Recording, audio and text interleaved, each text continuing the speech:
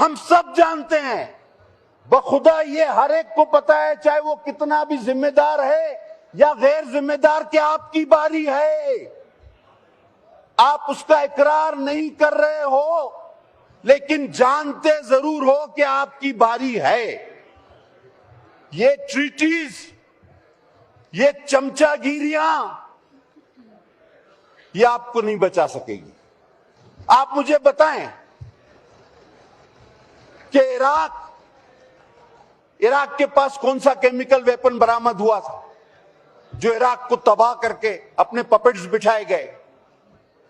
آپ مجھے بتائیں وہ نکاراگوا کا صدر کس جرم میں تھا؟ صرف اس نے کچھ دن پہلے اسرائیل اور امریکہ پر کھلی تنقید کی تھی تو اس کو گھر سے اغوا کر لیا گیا۔ وینزویلا کا، سوری، شکریہ ادا کرتا ہوں میری تصحیح کی، وینزویلا کا صدر گھر سے اغوا کیا گیا اور اس پہ کہا گیا کہ یہ ڈرگ ٹریفکر ہے۔ صرف کچھ دن پہلے کی اس کی ویڈیو ہے، میری بہن نے شیئر کی تھی، تو اس نے صرف اسرائیل اور امریکہ کے خلاف بیان دیا تھا۔ اب ایران پر چڑھ دوڑے کہ جناب اس کے پاس ایٹمی مواد ہے۔ ہم دیکھتے ہیں کہ کون سا ایٹمی مواد اس سے برآمد ہوتا ہے یا ہوگا یا ہوا ہے۔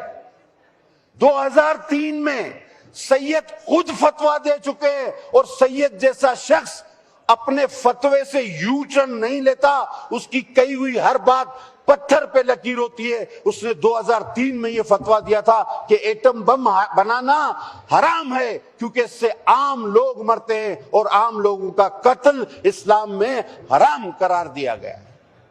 اور آپ کون سی گارنٹی دیتے ہیں ہمیں کہ یہ آپ پر، اس کے بعد آپ پر نہ چڑھ دوڑیں؟ ضروری نہیں۔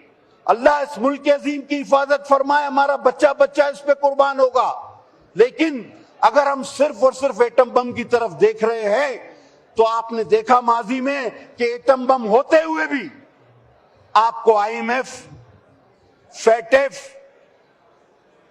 پابندیاں، سینکشنز، ان ساروں کا سامنا کرنا پڑا۔